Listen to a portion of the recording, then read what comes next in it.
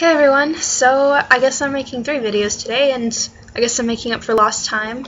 I guess that's how I'll roll, is I'll take a 3-month break and then make a whole bunch of videos at once. At least 3 feels a lot to me. I don't know, I've just been in the mood to make videos. Anyhow, so I wanted to talk about something that's kind of unusual about myself as an ENTP, and because I would say ENTPs are probably the most common atheist type, just from I don't have any studies or anything to base this off of. I've just noticed that ENTPs tend to be one of the stronger likely types to just be atheists, just from what I've seen. And so me being a Christian, I feel like kind of stands out a little.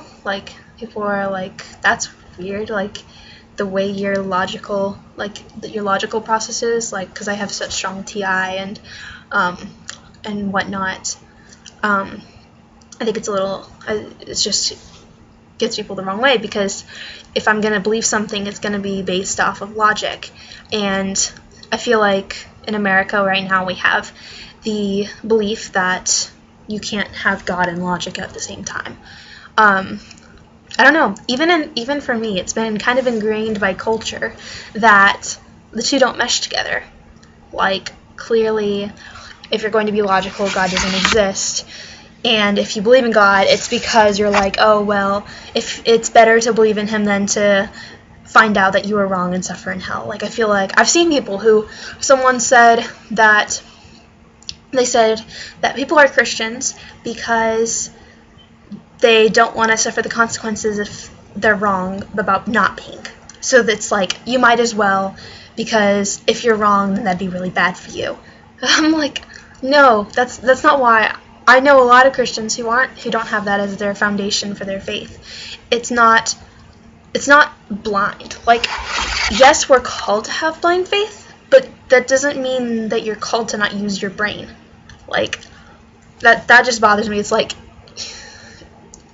people misunderstand the concept of blind faith, I feel like. They take it as you're not supposed to ask questions. You're not supposed to create a logical foundation for your faith, because it's supposed to be blind. You're supposed to just believe it. Oh, these people told you this thing about the Bible, or you understood this thing about the Bible. Just believe it, because you gotta have blind faith. But it's not that simple. We're called to use our brains. We're called to, when Christians are reading the Bible, we're called to understand it with mentally, so question things and doubt things and wonder, why is this? What is this? Are they wrong? And granted, I'm pretty skeptical naturally, so this comes easily to me, so of course I'm gonna say everyone should do it. I took a personality test the other day. It was a really cool personality test, actually. I can post it if you guys want me to, if you ask for it. It had a bunch of different things, so how your brain processes things, and there was the detective and the explorer and various other things. There were a bunch of them, actually. I can't remember them right now, though. I think there was one that was introspective. Anyhow, so I got the skeptic. I'm pretty questioning. I'm not quick to trust what someone's saying. If I'm listening to a sermon, chances are I'm listening to it thinking, what do I disagree with? Where could he be wrong? Because that's how I learn.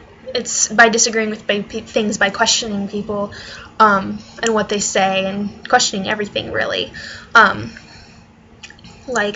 can never go wrong, almost never. I don't want to say never, but you can almost never go wrong with asking more questions, with doubting more of something.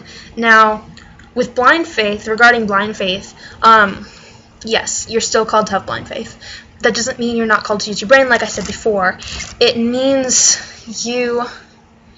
just trusting in God in situations where you don't know what's going on. So, as a Christian, assuming you're a Christian, of course this doesn't apply to people who aren't, but you're in a bad situation, and you think, by all my understanding, even if I rely on God, this will turn bad.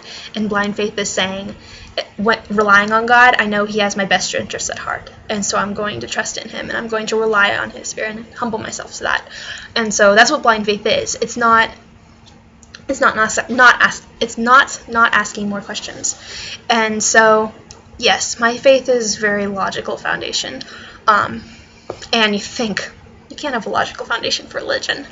Like, religion isn't logical. It's just something you believe. It's just something people told you.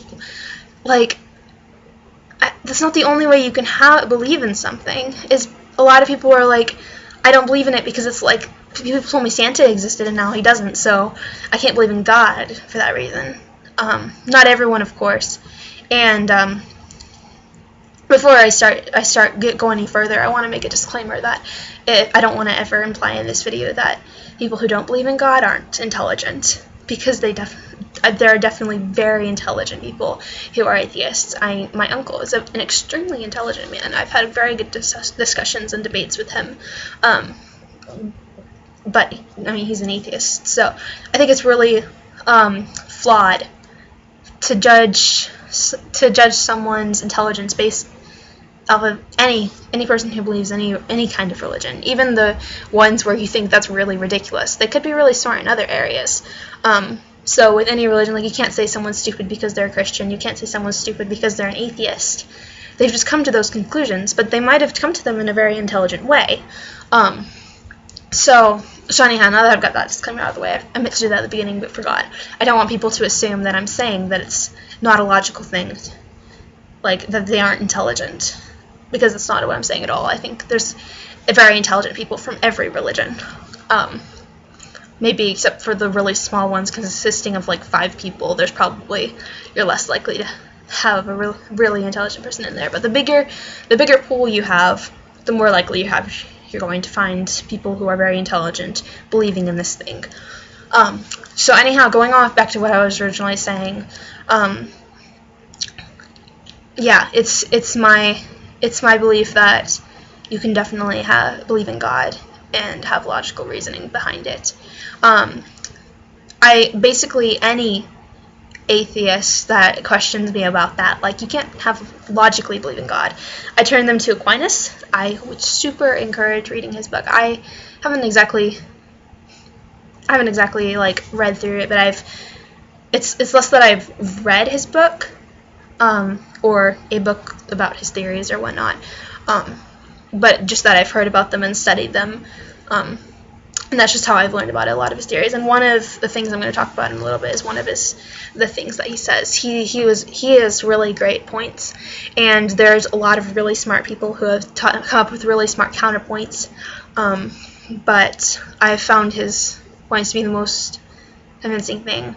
Now, I don't think it's possible, like, by my beliefs, I don't think God made it possible for us to prove or disprove the existence of God. Like, people say, prove that God exists. Well, prove that he doesn't. You can't. You can come up, I would say, everything in our universe cannot be proven. There's nothing. There's always other options. Like, for example, do you actually exist? You're 99% sure you do, or maybe less so, depending on who you are. But you don't know for sure. You can't prove it. There's always the slim chance that maybe life is an illusion. There's the possibility of that. Like, nothing in our universe can be proven with certainty. There's always another option. Granted, there's a lot of things that are obviously, like, this thing definitely seems obviously to be true, like the fact that I exist. I'm pretty sure I exist. There's always the possibility I don't, but I have enough evidence to say that I do exist. That gravity exists. I have enough evidence to say gravity does exist, but I cannot prove it. There's always other possibilities. Less likely possibilities, maybe more likely possibilities, but there's always another possibility. And that's, of course, when you run into conspiracy theory, when people say, hold on, it's getting dark. It's getting later. When people say that, like, because there's another possibility, because there's the possibility of me not existing, therefore I want to believe that I don't exist, because there's that possibility. And so, like, you have to weigh the evidence and such. Now, faith is not my my religious beliefs did not start out with logical basis. I was actually kind of young to have that basis when I first started to be a Christian. It was at a retreat, a church retreat, because I did grow up in a Christian home. I didn't actually find God. Find God is kind of a, I don't know. I wouldn't call it finding God. I didn't open my heart up to that until I was older. Not too old. I was like 12, I believe. Yeah, I think that's when I had my retreat. And it was, and I just knew that's what I wanted. Like, honestly, I don't understand what exactly drew me to that. Like, at that time, I was kind of more intellectual as even at like 12. Like, that's just always what I've leaned towards. Just generally speaking. 12, it wasn't so much that. I think when I was 13, I really started veering toward intellectual stuff. But so it's not like I had strong evidence, like logical evidence or anything. It's just, I don't know exactly what it was. Like, I know the retreat I was at was really beautiful. It was one of the most beautiful places I've seen. It was this forest, really out back, really in the country, and yeah, I think it was kind of mountainous. It was winterish time, so it was pretty cold, and I love the winter and the fall, just the cold and stuff. And of course, for people who have been watching my other videos, I wasn't living in Japan at the time, and where I live in Japan is really hot. So hot. So it was somewhere else, and it was cold. So I don't know. We can see God through that beauty in nature, and so maybe that's what brought me to it. Maybe it was just the people I was surrounded with, or what I had been learning. But we were singing the song "Forever Rain," and I'll post maybe it'll be right here or here. I'll post a little bubble that points to the song. It's one of my favorite worship songs. And I just was like God, I want you to have my life. Like, that's what I want. I just decided I wanted that. And like I said, I was too young to really have any like reasoning behind it. Because like I was talking to my ENTP dad about it, and he's a strong Christian as well. He's where I've gotten a lot of my logical reasoning that's kind of upheld my faith. Because that's naturally what I lean towards, is just like more intellectual stuff. I don't really uphold it with emotions so much. But he pointed out that because you cannot prove or disprove God, it's not the act of finding enough evidence for him so much as, and that certainly can bring you to God, but it's just seeking him and opening your heart up and saying, like, when I'm alone, I don't feel alone. Like, he says that's one of the main things that brings him to God. It's like when he's alone, when I'm alone, I feel God there. I know there's a God. Like, most of what I'm saying so far and what I'm going to say in the rest of this video is actually vouching for a God and not necessarily a Christian God. I've come to the Christian God, but and I definitely believe that.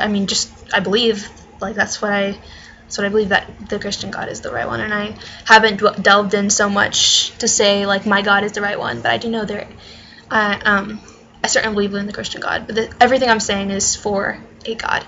I know that he is with me, and now, so it's the act of like seeking him out. So like opening yourself up to that, like, because God is always like, he's always open to you. He always wants you. He never doesn't want you, ever. So it was me opening my heart to that during that song. That is just, I said, God, I want you. And like I said, I wasn't old enough to really think, well, God, it's probably not illogical. I hadn't even considered, I don't think much, the possibility of God not existing, not because I had been surrounded by so many people that believed in God. I mean, you go to school, not everyone's going to be like that. It's just, I hadn't thought about it much. I was 12. So, it wasn't until after I had chosen God and decided that I was going to live my life like that, just like devote myself to being selfless and such, and seeking after Him, that I started building logical foundations for my faith. And I get a lot of that from my father, who's a very intelligent Christian. So I figured, because what spurred me on for this video was, I'll go to it now. I got a comment from Core, who said, ENTP Christian, question mark, how do you fit the Bible into your logic? And I thought on that for a while, and I was like, I responded with my usual response, because honestly, I could go forever. I could do tons of research. I just don't usually get into it when people ask me that question. I just throw Aquinas at them, because he really covers things pretty well, and pretty logically, and I feel like that does a lot. But then I thought about it for a while after, and I was like, I should make a video. Like, it's a pretty unusual thing about me as an ENTP, and so I want to share that. And I feel like my Christianity seems to be a little different than everyone else's, just for the reason I said before, just because it's not based off of logic. It's not based off of logical. A lot of what's kept me being a Christian is just what I found in my mind. And I'll get on to later, in a little bit, the other thing that's kept me up, and that came later, a lot later. So after I sought out God, and I found God, and I started just wanting that. Like, I just wanted it. I wish I had a better explanation for what brought me to that or anything, but I was 12 and I don't know. Like, I just know I wanted it. I just knew that's what I wanted to chase after. I really have no explanation. Like, yeah, that's what I wanted to live my life like. That's where I wanted my life to go. And so, anyhow, after I chose God, I began, especially once I got older, when I was 13, I began researching a lot of points, pro God existing points, and just talking to my dad a lot about it. I've got a lot of different things, but I think the things that have stuck with me, at least recently, the most, are two things. One is one of Aquinas' theories. He pointed out that nothing can be created or destroyed. So I actually am not a strong creationism believer. I'm kind of, I don't know, I feel like you could go either. I don't think that we really know the answer to whether it's evolution or creationism. People will tell you that that's not true, but personally, I've had a hard time coming to any conclusion about it. I've found a lot of good evidence on both sides. And personally, I think that the way God created the world, maybe it's too complex to understand, or maybe it's just like the universe is, or many areas of science where he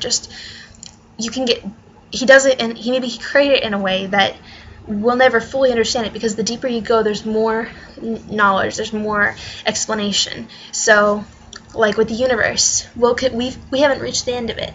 With many areas of science, with microscopic things very, very small, we're still going deeper and deeper. You can get smaller and smaller and smaller. Every area of knowledge we have yet to reach the bottom of.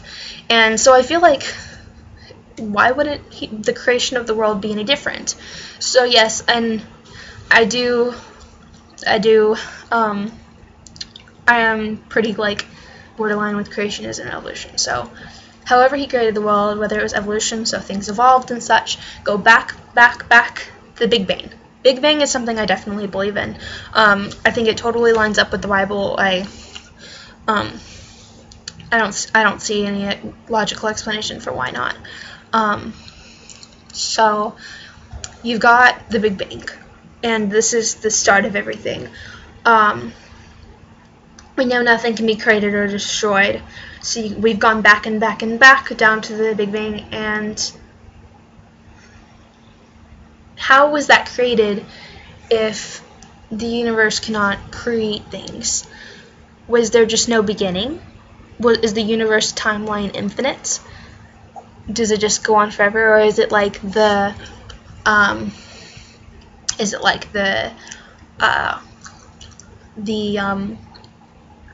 what's it called? It's a really common word. This happens to me all the time. Anyhow, like I'll just explain it. So the world is destroyed, then it's created again, the world is destroyed, it's created again, or the universe. And it just kind of goes around and round and round in a circle, and it's never ending. It's never beginning, never ending. Like, how can it's hard for me to understand how something, if things, we know by science that things cannot be created nor destroyed. Then how are we created? Now, I know that a lot of atheists don't believe in souls. I asked this question because on a forum one time I was like, atheists only answer, do you guys believe in souls? Like, what's with that? And they don't think souls exist. To me, you see a person who was living and then they become dead. I have a hard time believing that simple, like, biological body, whatever, takes that life out of them. There's definitely a different look in them. I know someone I was talking to, he said his parents had died, and he went to go see them, and he didn't even recognize them at first. Like, he was walking around thinking, he had that little hope in them, like, maybe they're not dead, maybe they got it wrong, because he didn't recognize them at first, so I have a hard time believing there's not souls. There's life in us that surpasses your simple, like, something happens to your eyes when you die, your body shuts down. Like, it's not just seeing your body shut down. You don't have your soul in you anymore. You don't have that thing that makes you know you exist. Now, granted, I think there are some people who have mental issues, not issues, but like, it's not anything super bad. I'm just saying that they have, like, a mental thing that makes them feel like they don't exist. Something like depersonalization, but I think slightly different. So, I mean, there is that. Yeah, so, like, I do believe in souls, and so, like, personally, like, I get that logical, that reasoning of are our souls just recycled, like I talked about the universe, like, before. There's something else. I feel it, like, there's something that created it there, because it can't be created or destroyed without an actual, like, something infinite, something that defies all our laws of physics, something that's outside of it all. It had to be a starting point. No matter what way you look at it, something has to be infinite. If you don't believe in God, the universe has to be infinite, because nothing can be created in our universe with our laws of physics and our laws of everything. Nothing can be created, like, just on its own. It doesn't just poof, like, so, like, that's Aquinas' theory, is like, there's got to be something that started it at the beginning. And with the Big Bang, the thing that started that explosion, the theory is that it was God. Like, that's what created it all. So that's what gave the energy into it, and that's how our universe began. So that's probably the biggest reasoning that holds my faith is just that, why I still believe in God. The second thing is something I've been thinking about a little more recently, and it's the concept of beauty. And because I was laying outside and I was looking up through the trees and with the sun going through them and thinking about how beautiful it was, and I just felt how beautiful it was, and I was like, it doesn't make sense objectively that light shining through some leaves can be so pretty, like, or anything else that people find beautiful. Like, it doesn't make sense objectively. That beauty, what reason is that beauty there? And like, you could say, well, it's because it helps us. Like, we find things that are beautiful that help us. But I would argue that if you decided to go and get a waterfall, this huge, really fast-going waterfall, and tried to get it to help you, you'd have a kind of difficult time and would probably die trying to do that. Like, it doesn't fit for everything. But we find waterfalls like that are super dangerous, super fast. We find them just glorious. Like, it's one of the most beautiful things to most people. Like, if you look up beautiful images, shall do it now. Beautiful nature. So, I'm looking at beautiful nature. I've got trees a lot, mountains and such, and flowers, and then wave, like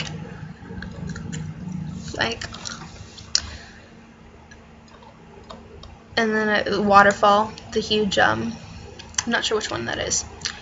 Anyhow, there's another waterfall, and another waterfall. So, I mean, all the things we find in nature, like a mountain, a massive mountain, like, we can't directly use that to help us. And generally, biologically speaking, I think, from what I understand, the things that we're going to biologically, like, latch onto, like just animal instincts, are going to be things that are very helpful to us. We find snow beautiful, but snow would kill people a long time ago. They had to find a lot of furs and stuff to get them protected from it, or build houses or whatnot. We find storms beautiful, at least some people do. Now, granted, all the things I've mentioned, some people are going to find them beautiful, some people aren't, I presume. Storms are really dangerous, at least they were. So, like, you think about caveman days, this is where our biological instincts are coming from. A lot of things we find beautiful would be very harmful back then. So why do we find them beautiful now? Where does that feeling of beauty come from? And again, I think that most things in our universe are things that we'll continue to learn more and more about and that we'll never understand fully. That's another thing that upholds my belief is just, like, beauty. Like, it comes from God. It's not something, beauty isn't something that's always logical. People will find this abstract painting beautiful. It's just a bunch of colors. Like, it doesn't make any sense. It doesn't help you. There's no reason for you to find it beautifully. And logically, it doesn't make sense. And my theory is that things that sing to God, that bring glory to Him, we find that beautiful because in our hearts we long for God. We long for something. And a lot of people come to different conclusions with that. And so when we look at things like that, we find it beautiful because God wants to have things bring glory to Him. God wants to express Himself. He expresses His personality and who He is through nature, by my beliefs, and I believe that. And so, like, that's where it all comes from. So yeah, those are the two main things. And this video, I want to quickly add another disclaimer before I go on more. It's not made for the purpose of, like, converting people, like convincing people there's a God. I don't think that's how it works. I think you definitely can, like, lead people closer to it by logical reasoning, but there will always be Like, there are always counterpoints, and there'll be better counterpoints for that. There'll be better counterpoints for that. Everything I've said so far, I'm sure you've either read explanations for why what I'm saying is wrong. There's an explanation. There's a counter argument for that. Or if you haven't read it, you could look it up. You'll find it. Like, there is an explanation for everything. You're always going to find a counter argument for that on both sides. On both sides. Religion is not irrational. There's going to be a counterpoint on the religious side. There's very smart people who are Christians. There's very smart people who are atheists. Then there's even smarter people who are Christians. There's even smarter people who are atheists. So there's always it'll go on forever.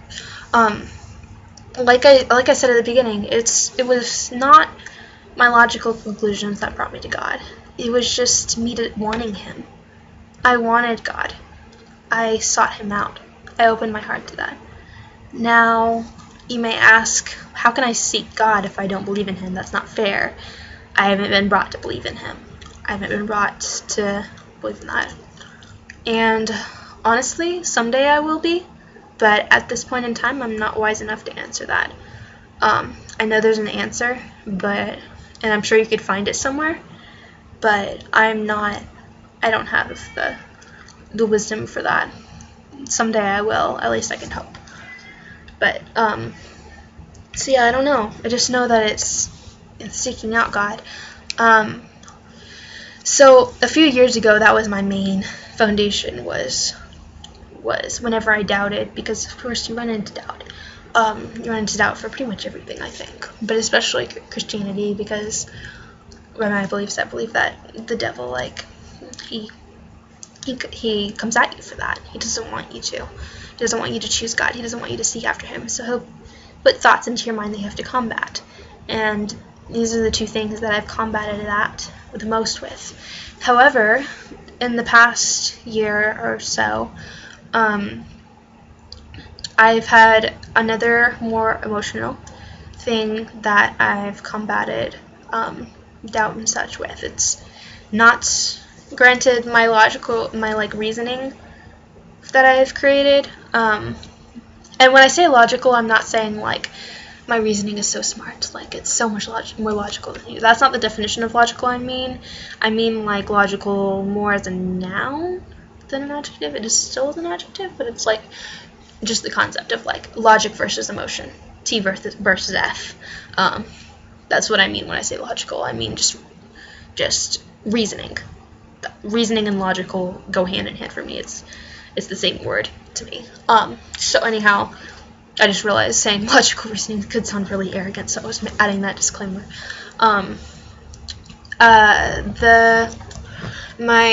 So anyhow, my faith was upheld by reasoning a lot. Lately though, it hasn't even, something I've combated doubt with a lot has just been, I feel God.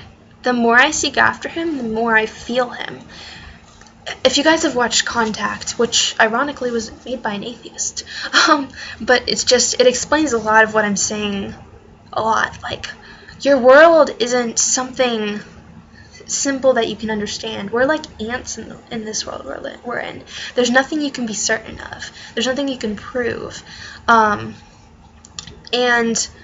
Contact, so spoiler alert for the next minute or so, this girl, she searches for aliens. From what I could understand, that was her obsession, and she was trying to find aliens, finally. And also she kind of fell in love with this Christian guy, but she was very logical. She was an atheist, and she was like,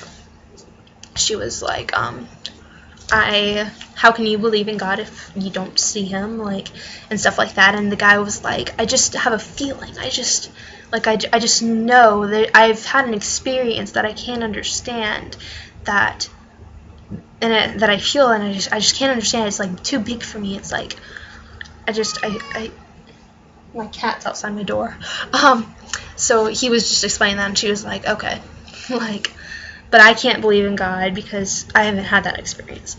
And of course, the movie isn't about her finding out. That's just kind of it's putting forth the point that just before, and I'll explain a little more in a second, that our world isn't something we can explain easily. It's not as simple as we try to think. Because, I mean, it being simple makes it better.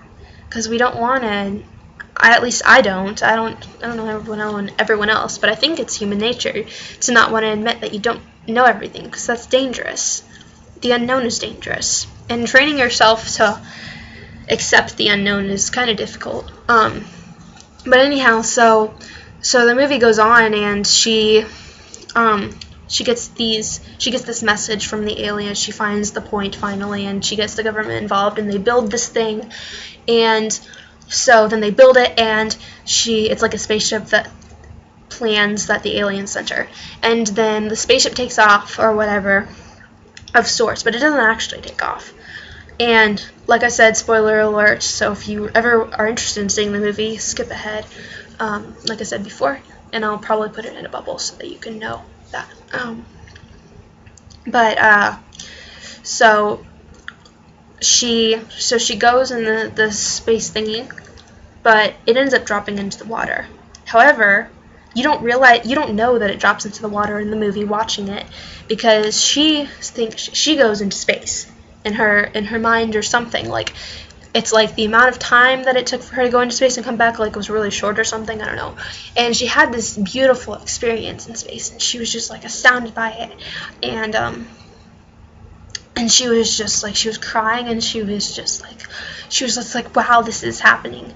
And it was, and when she met up with the aliens who communicated with her via her memories, stuff from her memories, and then they sent her back saying that the humans had more to explore and such. And she was like, I want to know where you guys are and stuff, or something.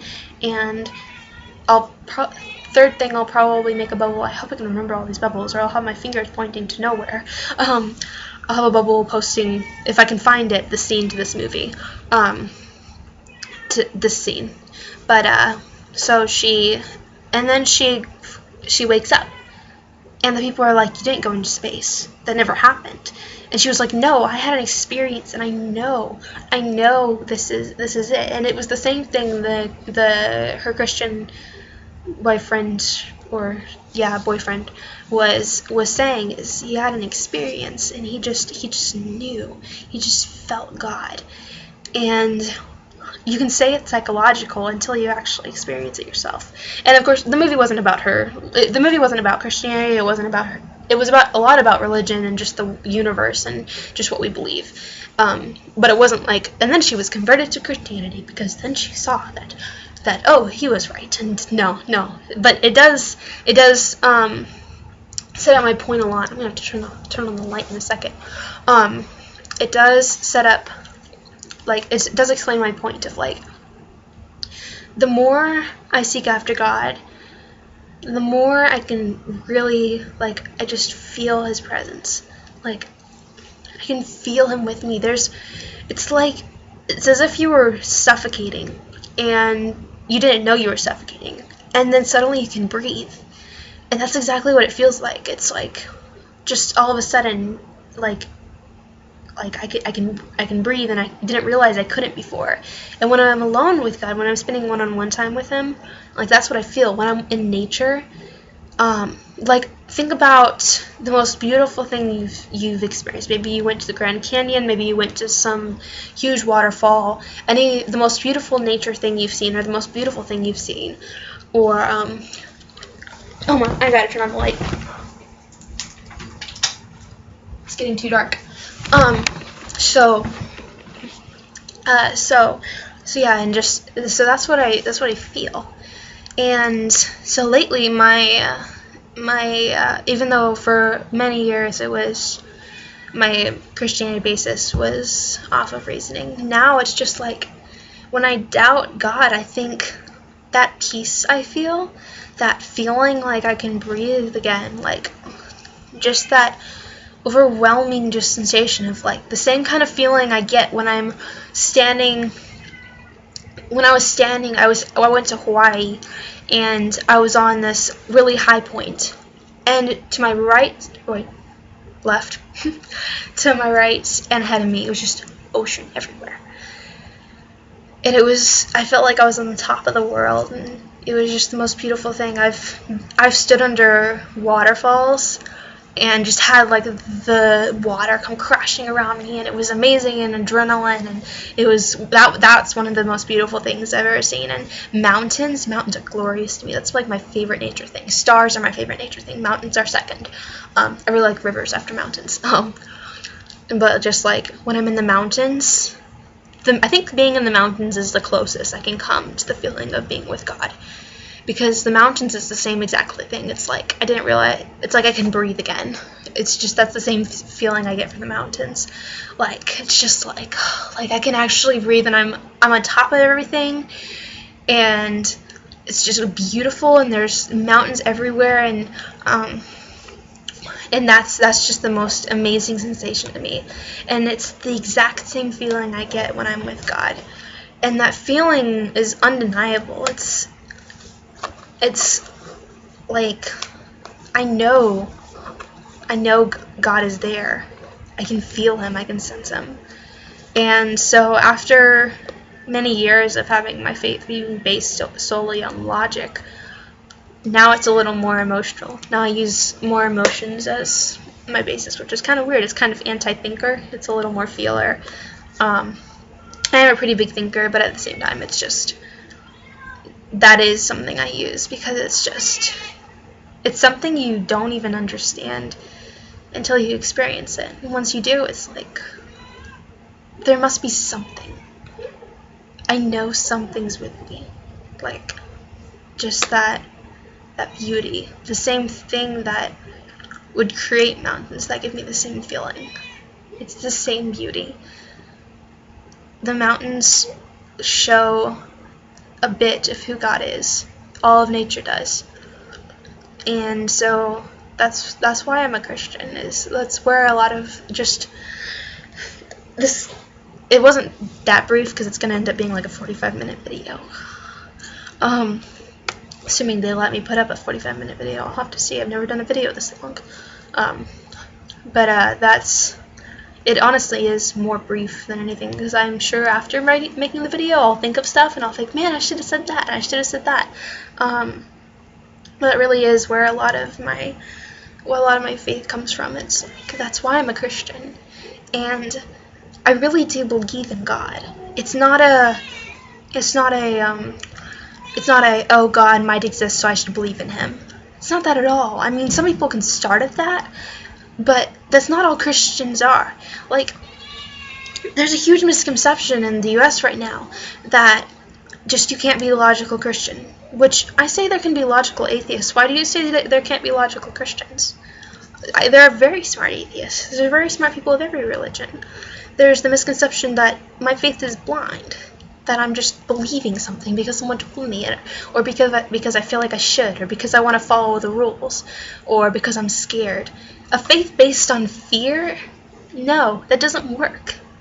Like, yeah, it's not where my beliefs come from. My beliefs come from my reasoning, from how I sought after God and I feel him. Like, I really feel him. And it's like, it's like the Bible, the same thing, because the Bible is something you can't really understand completely if you don't have the Holy Spirit, because the Holy Spirit was the one that wrote it. Of course, I know that human hands wrote it. I mean that the humans wrote it through the Holy Spirit. The Holy Spirit is the author of the Bible. So like, and he's the one that teaches us and has us understand it. And atheists, I've talked to atheists who have come up with some pretty like stuff about. They've come up with stuff about the Bible, and I've thought, where did you get that? Like, that's not at all what it was saying. And so it's like, it's just, yeah, it's like, it's not something you like that, like how you can't really understand the Bible until you have the Holy Spirit to teach you it. It's the same thing. That's why I didn't, like I said before, I didn't make this video to convert people. I'm not, I don't think, yeah, I made it to explain, to give insight about like what I believe. I didn't make it to convince people to believe what I believe, because you seek God out. You don't, yeah, you can't prove God. Like I said, you can't disprove God. So yeah, so it's just something, yeah, and so as Christians, our job is to share that feeling of like, I feel God, I see Him, through displaying God's attributes, through loving people. We can shine God just as the mountains shine God. We can display God's attributes just as nature does, if we just follow what He says and allow God to work through us. It's humbling yourself to God. It's not following the rules. I did this good thing. It's not by your own abilities. It's like people say it's not your own works, but like, how much do you believe that? Like, it's God working through you to show that. That's the only way I can really share what I'm believing. I can't convince you. It's me displaying God's attributes and hoping that people see God in me, or see God through nature, or see God through His word, or anything. Like, all these things that display God's attributes. That's the way you convert people. It's not by little things you hand out. Like, if only I hand out this thing, then they'll start to believe in God, because they'll be like, oh, look, Christians exist in the United States. Like, it's not about that. It's just about loving people. It's about being selfless, genuinely selfless. Like, you can easily be fakely selfless. I'm guilty of it. And it's not about, more than anything, it's not about following the rules. It's not about saying, I'm going to love people today.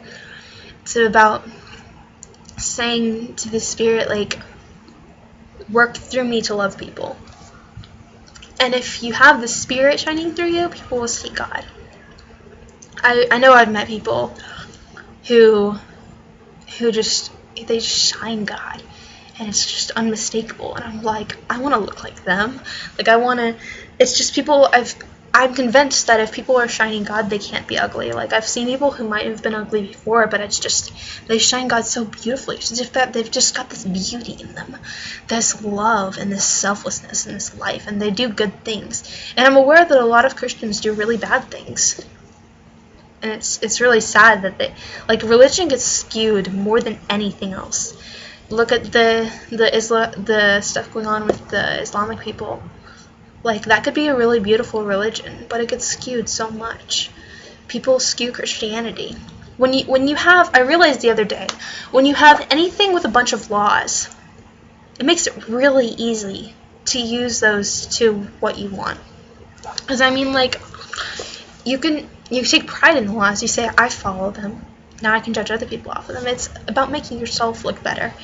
Anything with laws is going to be really easily skewed. Additionally, you can use laws as justifications for doing things. Like the people in the Crusades.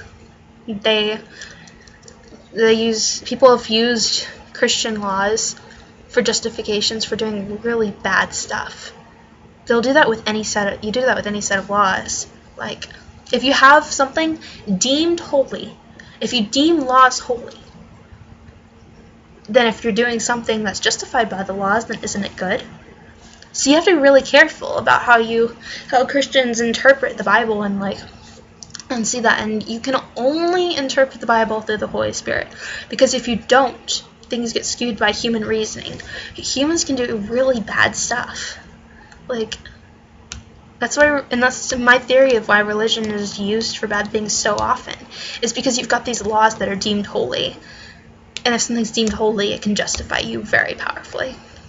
When it's not actually justifying you, you're just taking a section of it and saying, what I'm doing is good, and I'm going to ignore the rest of the part that I disagree with. You don't shove off things you disagree with. So, yeah, that's why Christians can do some pretty bad stuff.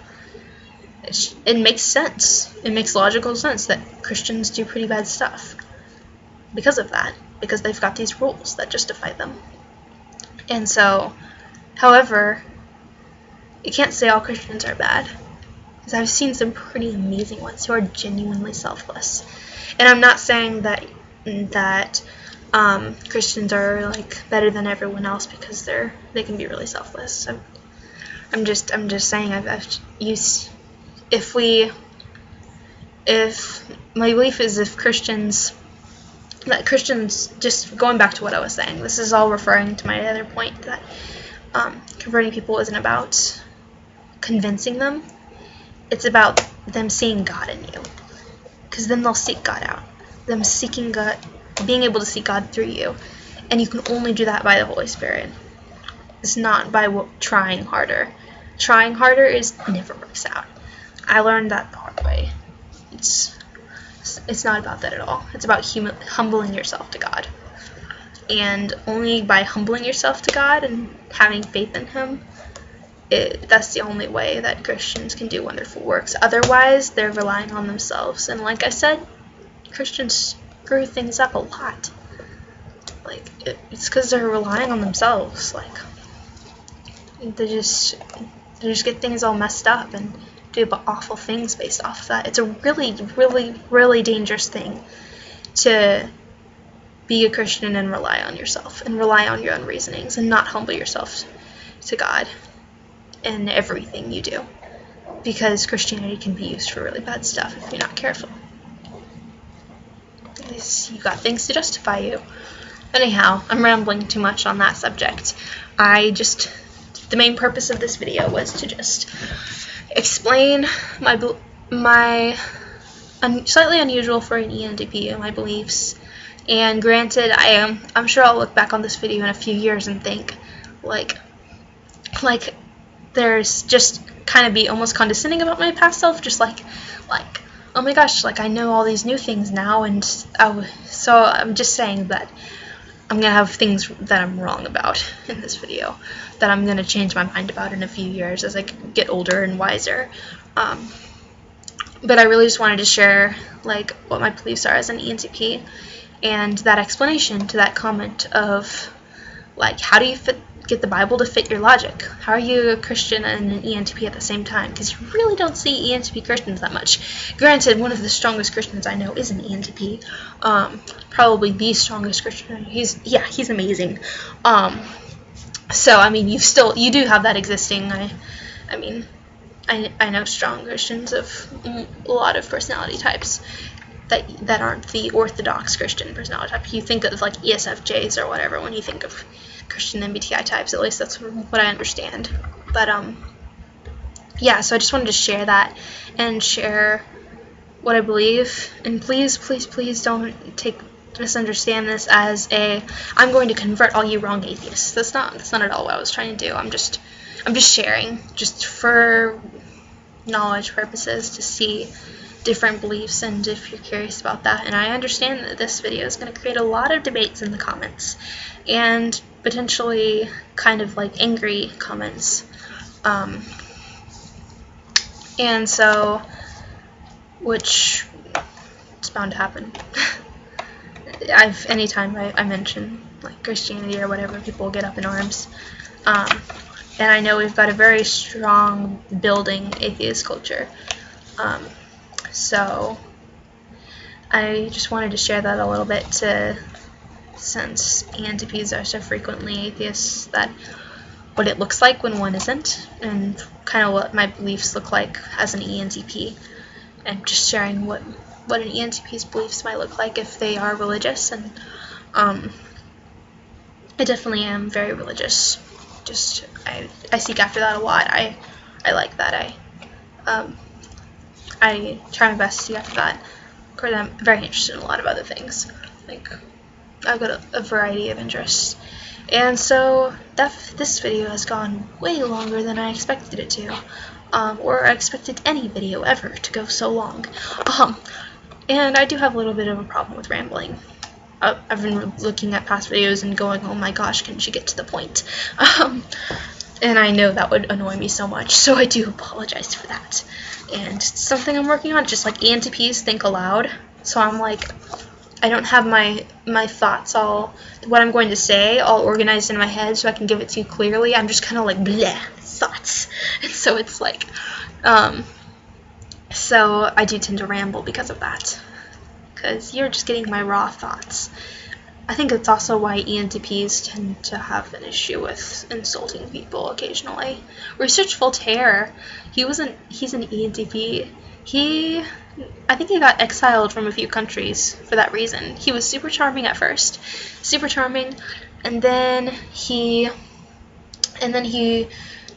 everyone loved him, and then he offended someone and got exiled from the country. He was exiled from France 3 times.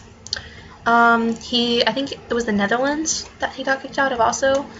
Like, the king's guards were following him around or something, and then he took refuge in a town which he ended up renovating entirely. Anyways, history is not what I'm talking about. See what I'm talking about rambling? So thanks for watching if you stuck around for so long. I'm honestly impressed with you if you stuck around this long. Like, kudos to you. Like, you're amazing. You got the attention span of an amazing person. I have nothing to relate to that. Anyhow, so whether you finished or not, which I suppose if you didn't finish, you wouldn't get this far, so you wouldn't know what I'm saying. Anyhow, comments are much appreciated. It makes me super happy. And I do expect some hate from this video and whatever. Like, honestly, whatever. So yeah, just love to hear your thoughts and stuff, and on any of my videos. And thanks for watching, and I'll see you next time. Bye.